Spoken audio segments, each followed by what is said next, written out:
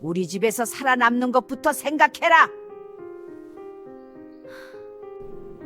난 절대 안 죽어! 이 집구석을 통째로 삼켜버릴 거야! 때는 9만 마리 채우기도 전 조선의 어느 깊은 산골 고을이었습니다. 이 고을에는 사람들이 천석군이라 부르는 최씨 집안이 있었습니다. 논천석을 걷어들이는 대부호. 기와집이 수십 칸이요. 곳간마다 쌀이 가득 차 있어 쥐들도 배불리 먹고 살았다는 그 집안. 하인만 20이 넘었고 동네 사람 절반이 최씨댁 소장농이었습니다. 그 집에서 며느리를 구한다는 소문이 퍼진 봄날이었습니다. 사람들은 모두 입을 모아 말했습니다. 어마어마한 혼수를 챙겨주고 친정빚도 다 갚아준다지 않소. 거기다 매달 쌀 한 가마씩 친정에 드린다니, 아이고, 그 집 며느리만 되면 팔자 피는 거지. 마을 처녀들이 앞다퉈 중매쟁이를 끼고 들이밀었습니다. 처녀 가진 부모마다 눈이 반짝거렸습니다. 그런데 말입니다. 그 마을에서 제일 오래 살았다는 노인 장서방 영감은 그 소문을 듣고는 혀를 차며 고개를 절레절레 흔들었습니다. 저 집 며느리 자리는 제 명에 못 죽는 자리여. 아무도 그 말을 귀담아 듣지 않았습니다. 가난한 집은 딸을 팔아서라도 살아야 했고 부유한 집은 돈으로 뭐든 살 수 있다고 믿었으니까요. 그리고 그 봄 한 처녀가 최씨 댁의 며느리로 낙점되었습니다. 그 처녀의 이름은 홍주였습니다. 홍주는 원래 양반집 딸이었습니다. 그것도 제법 이름 있는 집안이었지요. 하지만 아버지가 사업을 잘못 벌이다 빚더미에 올라앉은 후로 집안은 풍비박산이 났습니다. 형제들은 뿔뿔이 흩어졌고 남은 건 어머니와 아직 어린 남동생 하나뿐이었습니다. 빚쟁이들은 매달 문 앞에 와서 행패를 부렸고 아버지는 이미 그 충격으로 병상에 누운 지 오래였습니다. 홍주는 그 상황을 누구보다 냉정하게 바라볼 줄 알았습니다. 단아한 얼굴 뒤에 숨겨진 영리한 눈, 그리고 어떤 상황에서도 흔들리지 않는 강단. 그것이 홍주의 진짜 얼굴이었습니다. 중매쟁이가 찾아왔을 때 어머니는 울면서 홍주의 손을 잡았습니다. 주야, 내가 이 애미가 죄인이다. 너를 이런 집에 시집 보낼 수는 없는 건데. 홍주는 어머니의 손을 꼭 잡았습니다. 어머니, 울지 마세요. 저는 괜찮습니다. 그 한마디 속에 얼마나 많은 것들이 들어있었는지. 울고 싶은 마음, 무서운 마음, 억울한 마음. 하지만 홍주는 그 모든 것을 꾹꾹 눌러 담았습니다. 그리고 혼자 생각했습니다. 들어가서 살아남는다. 반드시. 혼례 날이 왔습니다. 마을 사람들이 구경하러 몰려 나왔습니다. 최씨 댁에서 보내온 혼수가 수레에 가득 실려왔고 비단 옷을 입은 홍주가 가마에 오르는 것을 보며 사람들은 탄성을 질렀습니다. 와, 저 비단 봐. 저게 다 진짜 비단이래. 한 필에 쌀 10가마 값이라잖아요. 홍주 저 색시 팔자가 트였구먼. 부럽다 부러워. 홍주는 가마에 앉아 붉은 천으로 가려진 창 너머 마을을 바라봤습니다. 사람들의 부러움 섞인 시선이 느껴졌습니다. 하지만 장서방 영감만은 달랐습니다. 홍주의 가마가 지나갈 때 영감은 낮은 목소리로 중얼거렸습니다. 불쌍해라. 불쌍해. 홍주는 그 말을 똑똑히 들었습니다. 최씨 댁에 도착했을 때 홍주는 처음으로 그 집의 규모에 압도되었습니다. 수십 칸 기와집, 잘 정돈된 마당, 수십 명의 하인들. 화려함 그 자체였습니다.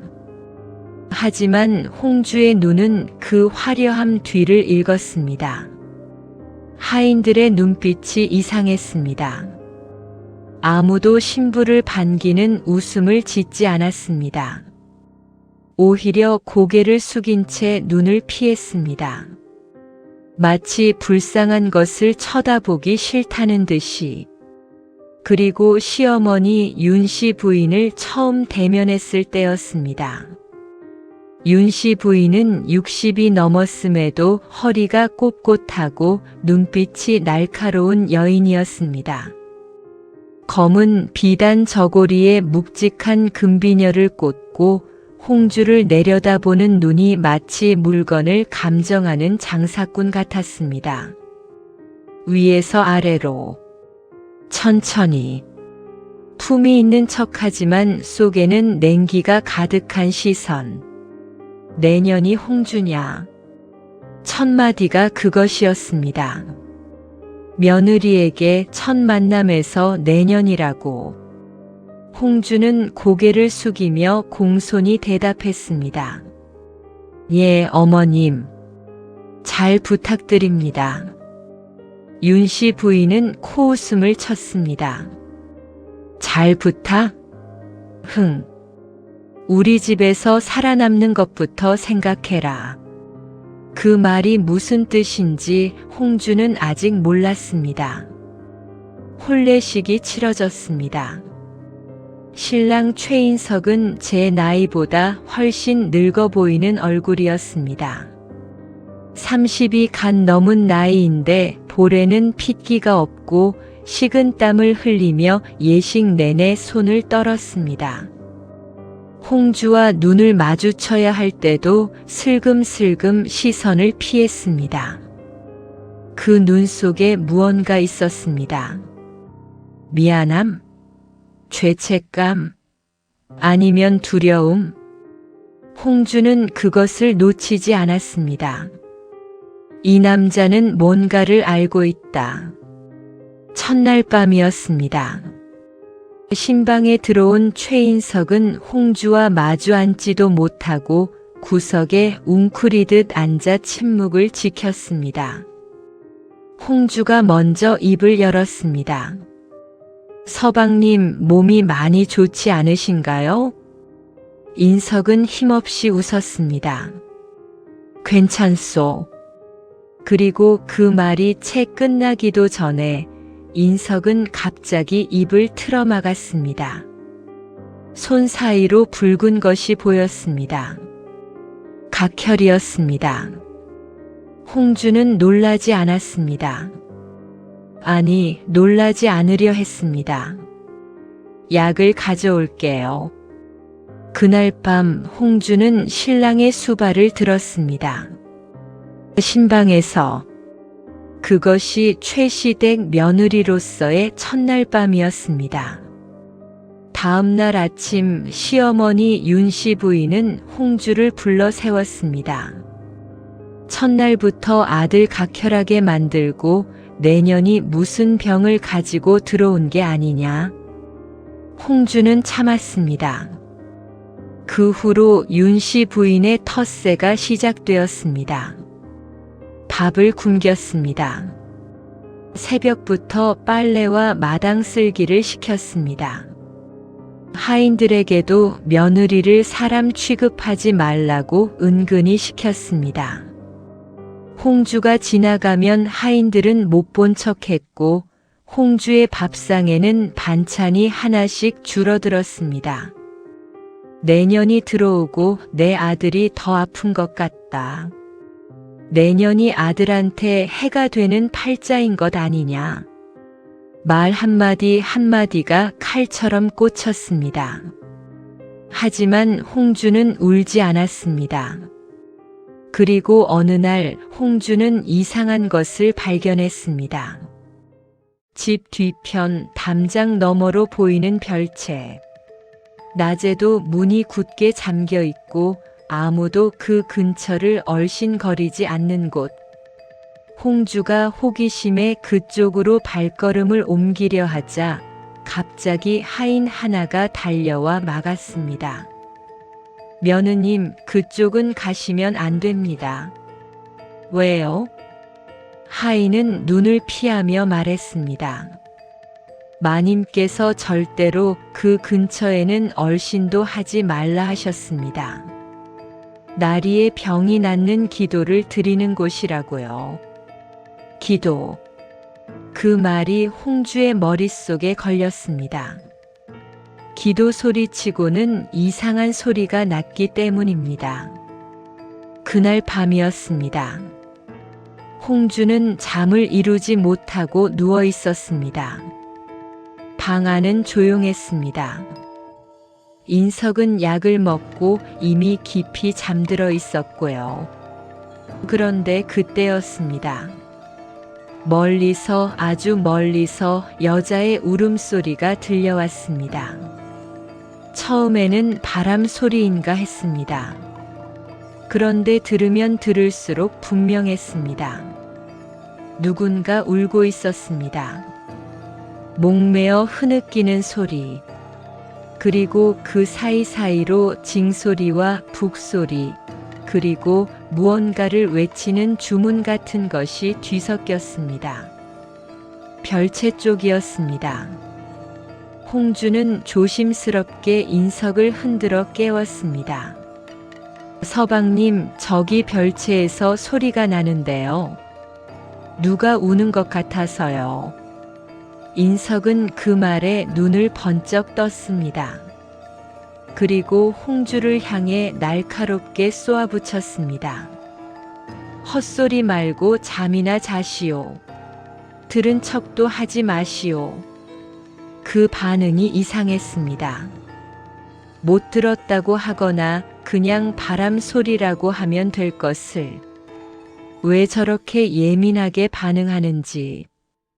홍주는 다시 눕긴 했지만 눈을 감지 않았습니다. 며칠이 지났습니다. 홍주는 이 집에 대해 알아야겠다고 마음먹었습니다. 집안의 사정을 알아야 살아남을 수 있으니까요. 그래서 기회를 노렸습니다.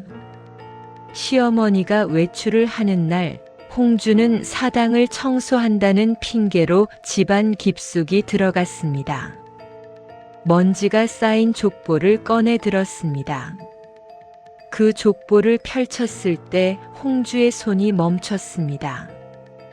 최인석의 이름 옆에 쓰인 아내들의 이름. 하나가 아니었습니다. 첫 번째 부인. 혼례 후 9달 만에 병사. 두 번째 부인. 혼례 후 11달 만에 병사. 세 번째 부인. 혼례 후 6달 만에 실종. 그리고 지금 홍주가 네 번째였습니다.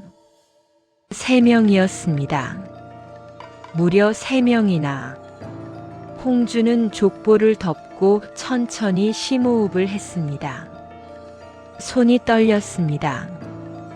그러나 소리는 내지 않았습니다. 이 집에서는 약한 모습을 보여서는 안 됩니다. 누군가 보고 있을지도 모르니까요. 병사, 실종. 그것이 진짜 병이었을까요? 아니면 그 순간이었습니다. 등 뒤에서 누군가 홍주의 소매를 살짝 잡아당겼습니다. 홍주는 화들짝 놀라 돌아봤습니다. 벙어리 하녀 월아였습니다. 월아는 작은 소녀였습니다. 말을 하지 못해 늘 눈짓과 손짓으로 말하는 아이. 집안에서도 유령처럼 존재감 없이 살아가는 아이였습니다. 그런데 그 아이의 눈빛이 지금 이 순간만큼은 달랐습니다. 간절하고 두렵고 그러면서도 무언가를 전달하려는 눈빛. 월아는 홍주의 손에 쪽지 하나를 쥐어줬습니다. 그리고 황급히 사라졌습니다. 홍주는 쪽지를 펼쳤습니다. 거기에는 이렇게 쓰여 있었습니다. 도망쳐. 다음 보름달이 뜨면 너도 죽어. 홍주는 그 쪽지를 오래도록 바라봤습니다. 다음 보름달. 지금으로부터 열흘 후였습니다. 그날 밤 홍주는 결심했습니다. 일단 도망쳐야 한다고. 친정으로 돌아가야 한다고. 어머니와 남동생을 데리고 이 마을을 아예 떠나야 한다고. 목숨이 재산보다 중요하니까요. 새벽이 되자마자 홍주는 조심스럽게 짐을 챙기기 시작했습니다. 돈 될 만한 것들, 작은 폐물, 비단 몇 폭. 그리고 홍주는 밤을 틈타 친정으로 향했습니다. 하지만 친정에 도착했을 때 홍주는 두 번째 절망을 맛보았습니다. 어머니는 홍주를 보자마자 오히려 당황했습니다. 반가워해야 할 얼굴이 오히려 창백해졌습니다. 주야, 왜 온 거냐? 빨리 돌아가야지. 어머니, 저 죽을 것 같아요. 그 집에 있으면 안 돼요. 안 된다. 못 돌아오는 거야. 내가 왜 그런 말을. 그때였습니다. 어머니의 눈빛에서 홍주는 읽었습니다. 이미 알고 있다는 것을, 그리고 이미 묵인했다는 것을. 어머니, 혹시 윤 씨 부인한테서 돈을 받으셨어요? 어머니는 고개를 들지 못했습니다. 우리 집 빚도 있고 남동생 학비도. 홍주는 더 듣지 않았습니다. 어머니마저 이미 입을 다물었습니다. 친정도 피난처가 아니었습니다. 아니, 친정이 오히려 홍주를 그 집에 팔아넘긴 공범이었습니다. 홍주는 천천히 일어났습니다. 알겠습니다, 어머니. 그 목소리에 눈물도 원망도 없었습니다. 담담하고 차가웠습니다. 홍주는 다시 최씨댁으로 돌아갔습니다. 혼자. 돌아가는 길 홍주는 하늘을 봤습니다. 달이 떠 있었습니다. 아직 반달이었습니다. 보름달이 뜨기까지 열흘. 열흘이 있었습니다. 홍주의 눈빛이 달라졌습니다. 집으로 돌아온 홍주는 아무 내색도 하지 않았습니다. 시어머니 앞에서는 여전히 공손했고 남편 앞에서는 여전히 정성스러웠습니다. 월아가 준 쪽지도 읽지 못한 척, 족보에서 발견한 것도 모르는 척. 완벽하게 아무것도 눈치채지 못한 사람처럼 행동했습니다. 하지만 그 안에서 홍주의 머리는 쉬지 않고 돌아갔습니다. 우선 별채를 봐야 했습니다. 직접 눈으로 확인해야 했습니다. 소문이나 짐작이 아니라 진짜 실체를. 기회는 사흘 후에 왔습니다. 비가 많이 오는 밤이었습니다. 천둥이 치고 번개가 번쩍이는 밤. 하인들은 모두 행랑채에 들어가 문을 닫았고 시어머니는 자신의 방에 있었습니다. 남편 인석은 약기운에 골아떨어졌습니다. 홍주는 발소리를 죽이고 별채를 향해 걸었습니다. 빗속을 뚫고 진흙을 밟으며 살금살금.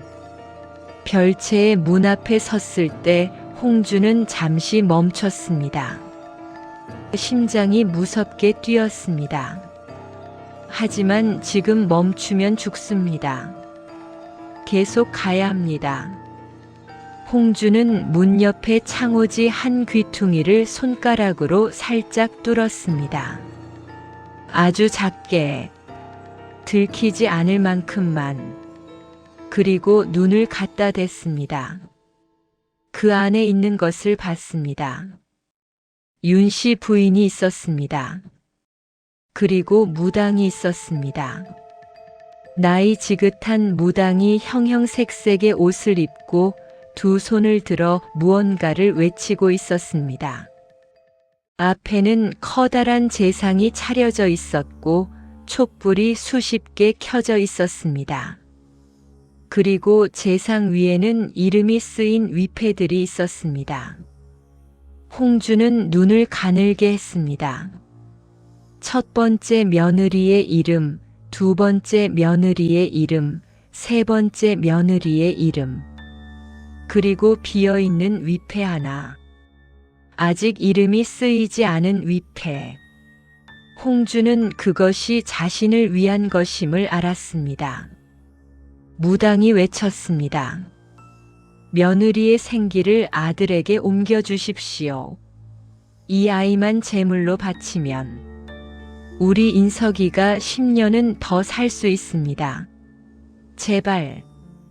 윤 씨 부인이 무릎을 꿇고 두 손을 모으며 울었습니다. 내 아들, 내 인석이만 살려주시오. 며느리야 또 구하면 되지 않습니까? 하지만 내 아들은 하나뿐이요. 며느리야 또 구하면 됩니다. 그 말이 홍주의 귀에 선명하게 박혔습니다. 홍주는 그 자리에서 돌아섰습니다. 천천히 소리 없이 빗속을 걸어 다시 방으로 돌아왔습니다. 문을 닫고 누웠습니다. 그리고 천장을 바라봤습니다. 이제 모든 것이 분명해졌습니다. 자신은 최인석의 수명을 연장하기 위한 인간 부적이었습니다. 며느리로 온 게 아니라 남편의 목숨값으로 팔려온 것이었습니다. 그것을 친정 어머니도 알았고 중매쟁이도 알았고 하인들도 눈치채고 있었습니다. 그래서 아무도 홍주를 제대로 쳐다보지 못한 것이었습니다. 죽을 사람을 쳐다보기가 미안했으니까요. 홍주는 눈을 감았습니다. 지금이라도 도망치면 됩니다. 갈 곳이 없어도 맨몸으로라도 일단 이 집에서 나가면 됩니다. 하지만 도망치면 어떻게 됩니까? 빚은 그대로 남습니다. 어머니와 남동생은 빚쟁이들한테 시달립니다. 친정 식구들은 최씨 댁의 보복을 받을 것입니다. 천석군이 화가 나면 이 마을에서 살아남을 집이 없습니다. 도망치는 것은 답이 아니었습니다. 그렇다면 어떻게 해야 할까? 홍주는 눈을 떴습니다. 천장을 바라보는 그 눈빛이 조금씩 달라지기 시작했습니다. 공포가 사라지고 그 자리에 다른 무언가가 들어찼습니다. 차갑고 단단하고 서늘한 무언가. 홍주는 입속으로 조용히 중얼거렸습니다. 내가 죽어? 아니, 난 절대 안 죽어. 이 집구석을 통째로 삼켜버릴 거야. 눈물을 닦지 않았습니다. 눈물이 나지 않았습니다. 대신 홍주는 일어나 앉아 머리를 가다듬었습니다. 그리고 생각하기 시작했습니다. 지피지기면 백전백승. 싸우려면 적을 알아야 합니다. 홍주가 파악한 것들은 이랬습니다. 시어머니 윤씨 부인의 아킬레스건은 아들 인석입니다. 그 하나를 위해 모든 것을 겁니다. 그만큼 맹목적입니다. 맹목적인 사람은 눈이 멉니다. 남편 인석은 비겁하지만 양심이 있습니다. 홍주에게 제대로 눈을 맞추지 못하는 것이 그 증거입니다. 어머니의 악행을 묵인하지만 편하지는 않습니다. 무당은 돈을 받고 일을 합니다. 더 많은 돈을 주면 방향을 바꿀 수도 있습니다. 그리고 월하는 적이 아닙니다. 홍주는 다음 날 아침 아무것도 모르는 척 시어머니 앞에 절을 올렸습니다. 어머님, 제가 너무 나약했습니다. 앞으로는 더 열심히 하겠습니다. 윤씨 부인은 홍주를 아래 위로 훑어봤습니다. 의심하는 눈치였지만 이내 코웃음을 쳤습니다. 그래야지. 우리 인석이 약탈이는 것도 내년 할 일이다. 예, 어머님.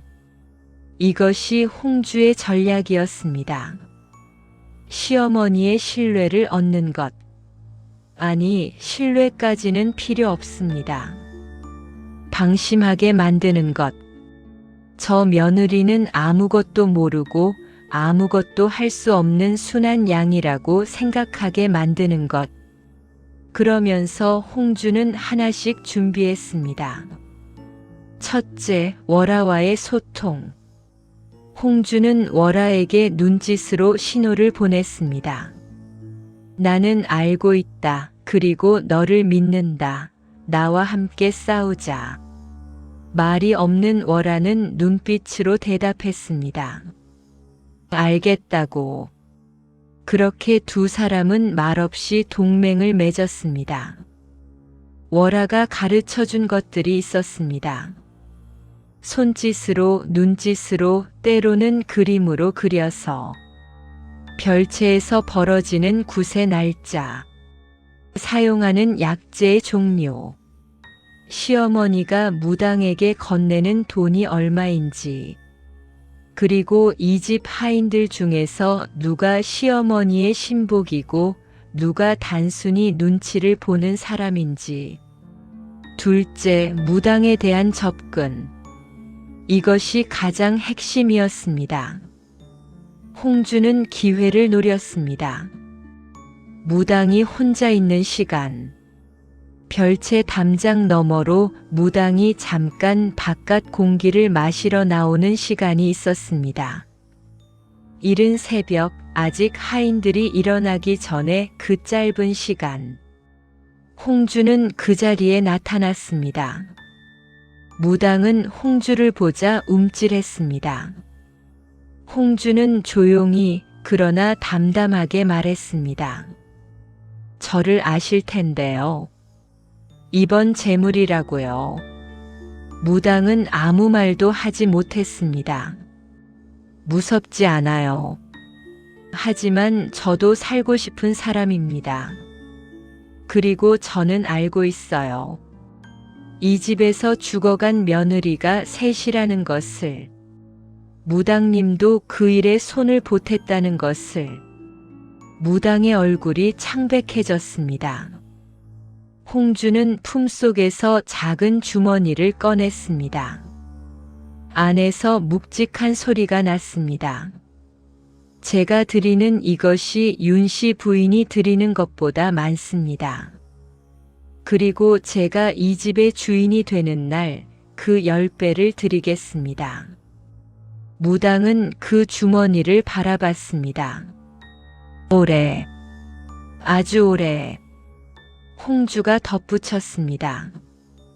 그리고 만약 저를 돕지 않으신다면 지금까지 이 집에서 죽어간 며느리들의 이야기가 관가에 전해지는 건 금방입니다. 이름이 셋이나 있으니 증거도 충분하고요. 선택지는 두 가지였습니다.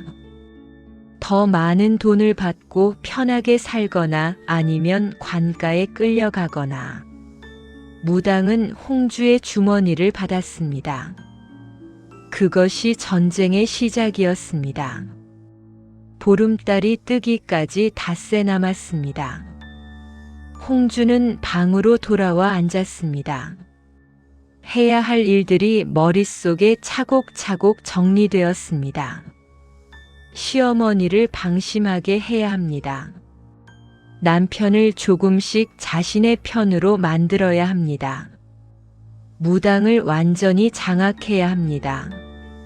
그리고 가장 중요한 것, 결정적인 날을 위한 준비를 마쳐야 합니다. 홍주는 처음으로 아주 조금 웃었습니다. 서늘하고 차가운 웃음이었습니다. 남편 최인석을 향한 홍주의 전략도 시작되었습니다.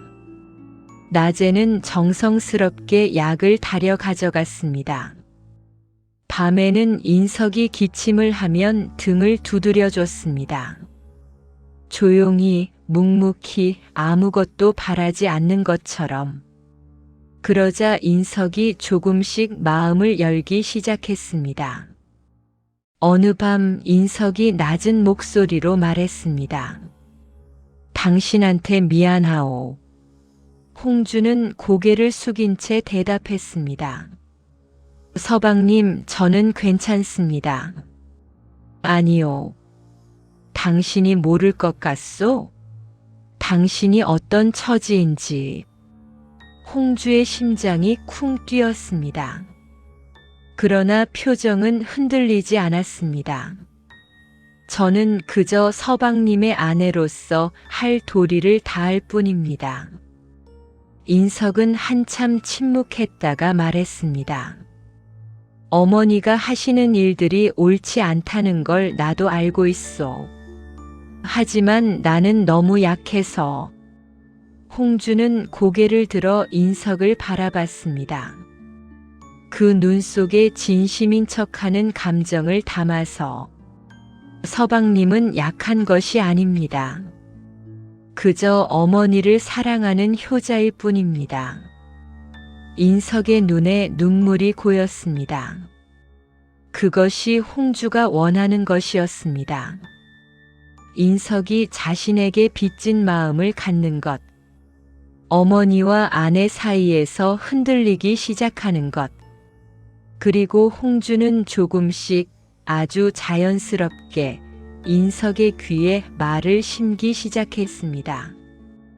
어머님께서 오늘도 저를 밥도 안 주시던데 저는 괜찮습니다만 서방님 건강에 도움이 되려면 저도 기운이 있어야 하지 않을까요? 어머님이 무당님한테 드리는 비용이 적지 않던데 그 돈이면 서방님 좋은 의원을 모셔올 수도 있을 텐데. 말 한마디씩 씨앗처럼 심었습니다. 한편으로 홍주는 무당을 통해 정보를 모았습니다. 보름달이 뜨는 날 진행될 의식의 절차, 그날 홍주에게 먹일 약의 종류, 그리고 그 약이 어디에 보관되는지, 무당은 조심스럽게 그러나 하나씩 알려줬습니다. 홍주는 그 약재의 종류를 파악한 후 조용히 다른 준비를 시작했습니다. 월화가 도왔습니다. 말 못하는 하녀는 몸을 날려 심부름을 했고 홍주가 시키는 것들을 하나씩 집어왔습니다. 보름달이 뜨기까지 이틀 남았을 때 홍주는 모든 준비를 마쳤습니다. 그리고 시어머니 앞에 아무렇지 않게 앉아 술을 놓았습니다. 윤씨 부인은 홍주를 흘끔 봤습니다. 저 며느리가 아무것도 모르는구나. 이틀 후면 끝나겠지. 그 생각이 눈에 보일 듯 얼굴에 쓰여 있었습니다. 홍주는 고개를 숙인 채 술을 놓으면서 속으로 생각했습니다. 어머님, 이틀 후에 끝나는 것은 맞습니다. 그러나 끝나는 것이 무엇인지는 아직 모르시지요. 드디어 보름달이 뜨는 날이 왔습니다. 아침부터 집안 분위기가 달랐습니다. 하인들이 분주하게 움직였고 시어머니는 아침 일찍 목욕 재개를 했습니다. 별채 쪽으로 무당이 드나들었고 향냄새가 집안을 가득 채웠습니다. 홍주는 평소처럼 아침을 준비했습니다. 시어머니가 홍주를 불렀습니다. 며느리야, 오늘 저녁에 인석이 오래된 가문의 제사가 있다. 며느리도 함께 참여해야 하니 저녁을 일찍 먹고 몸을 깨끗이 씻어라. 홍주는 공손히 고개를 숙였습니다. 예, 어머님. 시어머니는 그 순순한 대답에 흡족한 미소를 지었습니다. 낮 동안 홍주는 철저하게 준비를 점검했습니다. 월화와 눈짓으로 신호를 주고받았습니다. 모든 것이 준비되어 있었습니다. 약 4발은 이미 바꿔놓은 상태. 무당은 이미 홍주의 지시대로 움직이도록 손을 써놓은 상태. 그리고 인석에게는 오늘 아침 홍주가 넌지시 말을 건넸었습니다. 서방님, 오늘 저녁 제사 때 어머님이 주시는 것이라도 함부로 드시지 마세요. 몸이 안 좋으시니까요. 인석은 의아하게 물었습니다. 왜 그런 말을 하오? 홍주는 눈을 내리깔며 말했습니다. 그냥 드리는 말씀입니다. 서방님 건강이 걱정되어서요. 인석은 그 말을 가볍게 여기는 것 같았습니다. 하지만 머릿속에는 남겼겠지요. 해가 지고 보름달이 하늘 높이 떴습니다. 제사 준비가 완료되었다는 소식이 왔습니다. 홍주는 가장 단정하게 옷을 입고 대청마루로 나갔습니다. 시어머니와 남편이 이미 자리를 잡고 있었고 무당은 제상 앞에서 의식을 준비하고 있었습니다. 무당의 눈이 잠깐 홍주를 봤습니다. 홍주는 눈짓을 보냈습니다. 준비됐냐고. 무당은 눈을 깜빡였습니다. 준비됐다고. 의식이 시작되었습니다. 향 연기가 피어오르고 무당의 주문이 울렸습니다. 시어머니는 눈을 감고 두 손을 모았습니다. 그 얼굴이 경건하다 못해 처절했습니다. 정말로 아들을 살리고 싶은 것이었습니다. 그 마음만큼은 진심이었겠지요. 하지만 그 방법이 너무나 잔인했습니다. 의식이 절정에 달했을 때 시어머니가 품속에서 작은 사발을 꺼냈습니다. 탕약이었습니다. 시어머니가 홍주에게 내밀었습니다. 며느리야, 이것은 집안의 평화를 위한 보약이다. 마시거라. 보약. 웃기는 이름이었습니다. 홍주는 그 사발을 두 손으로 받았습니다. 그리고 바라봤습니다. 검고 쓴 냄새가 나는 탕약. 독이 들어 있었습니다. 사흘 후에 발열하고 일주일 안에 죽는 독. 무당에게서 알아낸 정보였습니다. 홍주는 웃었습니다. 감사합니다, 어머님. 그리고 홍주는 사발을 들었습니다. 시어머니의 눈이 가늘어졌습니다. 마시는지 확인하려는 것이었습니다. 홍주는 사발을 입에 가져다 댔습니다. 홍주가 아무렇지 않게 사발을 내려놓았습니다. 시어머니가 만족스럽게 고개를 끄덕였습니다. 그런데 그때였습니다. 남편 인석이 갑자기 자리에서 일어섰습니다. 그리고 휘청거렸습니다. 식은땀이 비오듯 흘렀고 얼굴이 순식간에 하얗게 질렸습니다. 어머니. 인석이 입을 틀어막았습니다. 손 사이로 붉은 피가 흘렀습니다. 각혈이었습니다. 평소보다 훨씬 심했습니다. 인석이 그대로 쓰러졌습니다. 윤씨 부인이 비명을 질렀습니다. 인석아, 인석아. 시어머니가 달려가 인석을 붙들었습니다.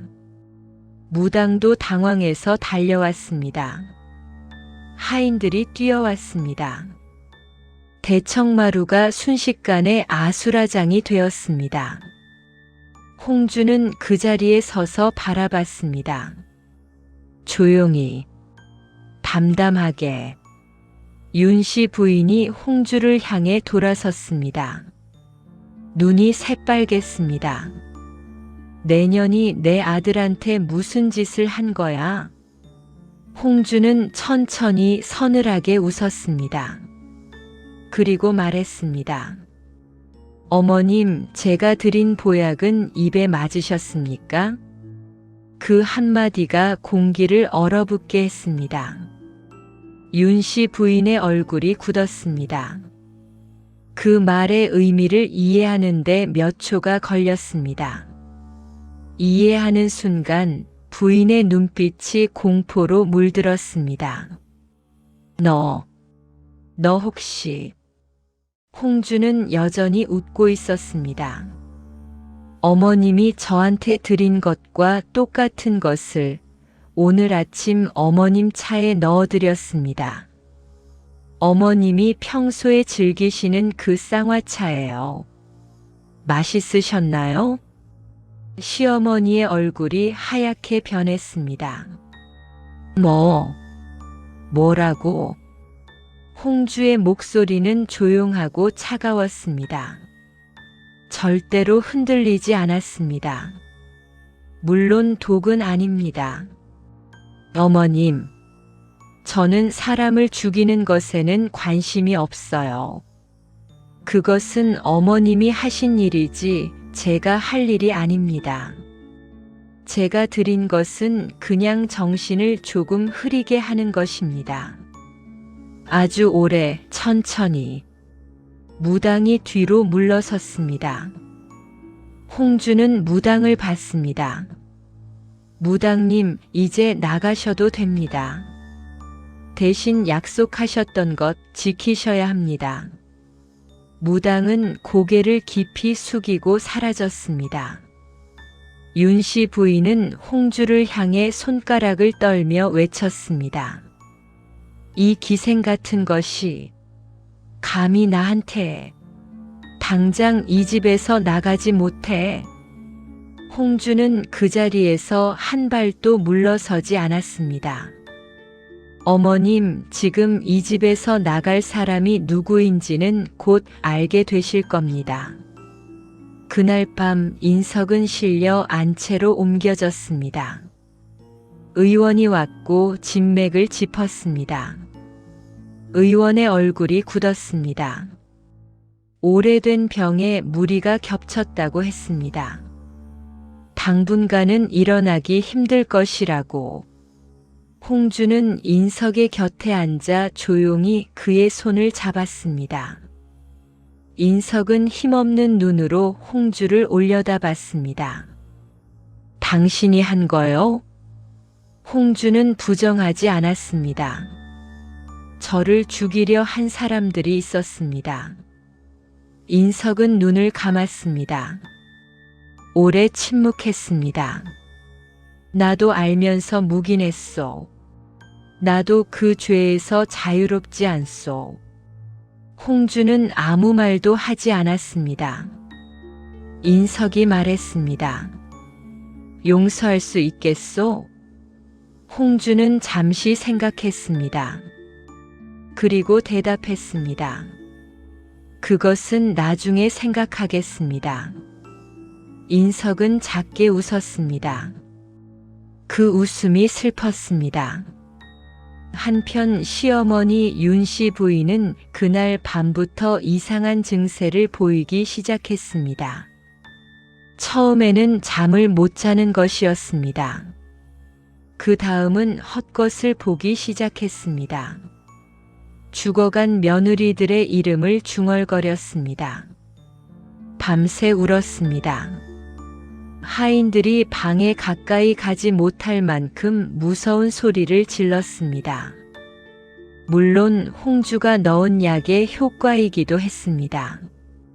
하지만 그것만이 전부는 아니었을 것입니다. 죄책감이라는 것은 독보다 더 오래가는 법이니까요. 그로부터 석 달이 지났습니다. 최시댁 안방의 주인이 바뀌었습니다. 남편 인석은 반신불수가 되어 방 안에 누워 있었습니다. 그것은 홍주가 한 것이 아니었습니다. 오랜 병이 드디어 결말에 이른 것이었습니다. 의원은 살 수는 있지만 일어나지는 못할 것이라 했습니다. 인석은 그것을 담담히 받아들였습니다. 어쩌면 자신이 저지른 일들에 대한 마땅한 결과라고 생각했는지도 모릅니다. 윤씨 부인은 집안에서 실권을 완전히 잃었습니다. 밤마다 헛소리를 하고 낮에는 넋이 나간 듯 앉아 있었습니다. 하인들은 부인의 말을 듣지 않았습니다. 듣는 척하다가 홍주에게 보고했습니다. 이것이 완전한 패망이었습니다.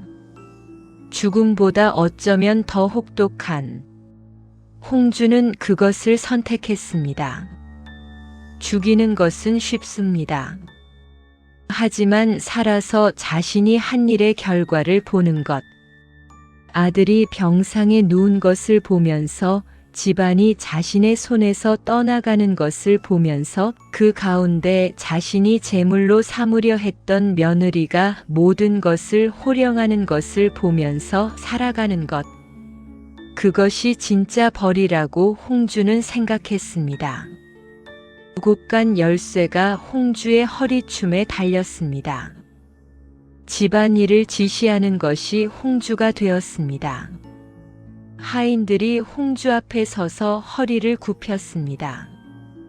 장부를 정리하는 것도 소장농들과 이야기를 나누는 것도 집안의 크고 작은 결정을 내리는 것도 모두 홍주였습니다.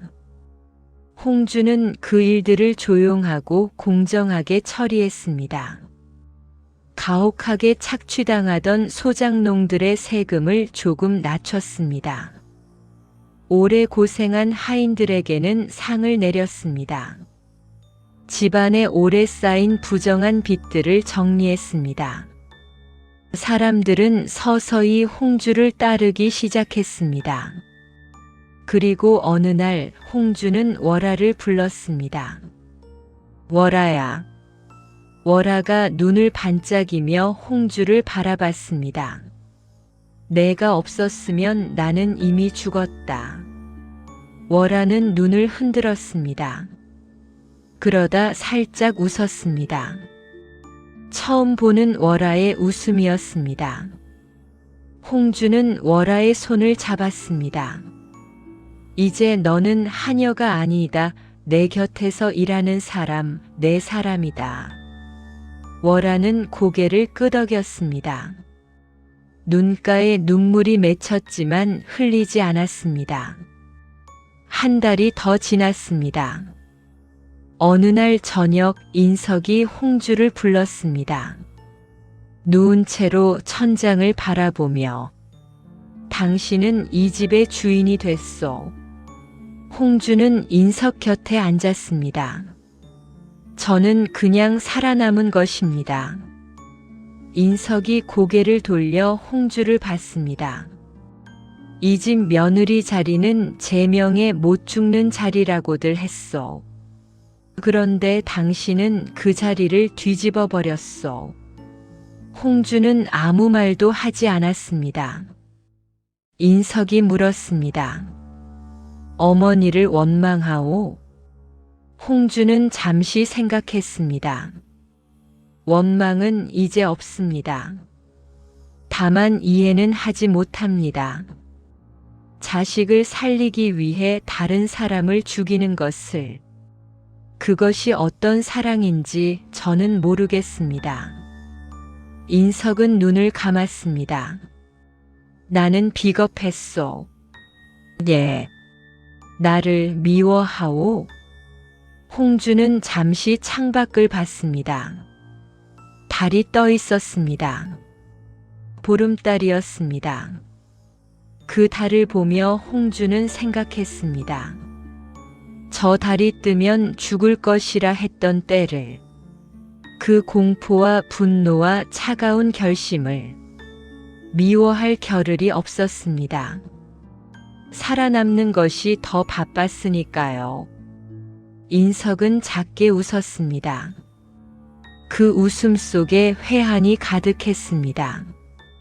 그 후로 홍주는 인석의 약을 정성껏 다렸습니다. 복수가 끝난 자리에 남은 것은 그냥 이 집에서 살아가는 일이었으니까요. 사람들 사이에서는 소문이 돌았습니다. 최 부자 댁에 기묘한 며느리가 들어와서 집안을 완전히 뒤바꿔 놓았다고. 병들어 누운 시어머니와 반신불수 남편을 곁에서 돌보면서 집안 살림을 귀신같이 해낸다고. 소장농들이 더 이상 굶지 않게 됐다고. 그 며느리 들어오고 나서 최씨 댁이 진짜 부자다운 부자가 됐다고. 사람들은 홍주를 복 있는 여인이라 불렀습니다. 하지만 아무도 몰랐습니다. 그 집 안방에서 홍주가 마시는 찻잔 속에 얼마나 많은 것들이 녹아 있는지를, 죽어간 새 며느리들의 억울함이 녹아 있고 도망칠 수 없었던 어느 밤의 공포가 녹아 있고 살아남기 위해 품어야 했던 도끼가 녹아 있고, 그리고 그 모든 것을 지나온 후에 서늘한 고요함이 녹아 있다는 것을 홍주는 혼자 앉아 찻잔을 들었습니다. 창밖에 보름달이 떴습니다. 홍주는 달을 봤습니다. 그리고 아주 작게 혼자만 들을 수 있게 중얼거렸습니다. 이제 됐다. 세상 사람들은 말합니다. 최 부자 댁의 며느리가 들어와 집안을 일으켰다고. 기묘하리만치 강단 있는 여인이라고.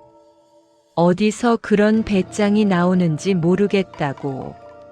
하지만 아무도 모릅니다. 그 집 안방마님이 들이키는 찻잔 속에 시어머니의 피눈물이 섞여 있다는 것을, 그리고 그 찻잔을 들 때마다 홍주가 기억하는 것이 무엇인지를, 살아남는다는 것, 그것이 때로는 귀신보다 무서운 일임을. 그래서 이 이야기를 듣는 여러분께 묻고 싶습니다. 억울하게 살고 있는 것이 있습니까? 참고 또 참으면서 언제쯤 내 차례가 올까 기다리고 있는 것이 있습니까? 홍주는 말합니다. 참는 것과 준비하는 것은 다르다고. 도망치는 것과 물러서는 것은 다르다고. 살아남는 사람은 언제나 마지막까지 포기하지 않은 사람이라고. 자, 이렇게 천석군 최부자 댁의 기묘한 며느리 홍주의 이야기가 끝이 났습니다. 오늘 이야기 재미있게 들으셨나요? 이야기는 언제나 살아있는 사람의 편입니다. 여러분 모두 살아남으시기 바랍니다.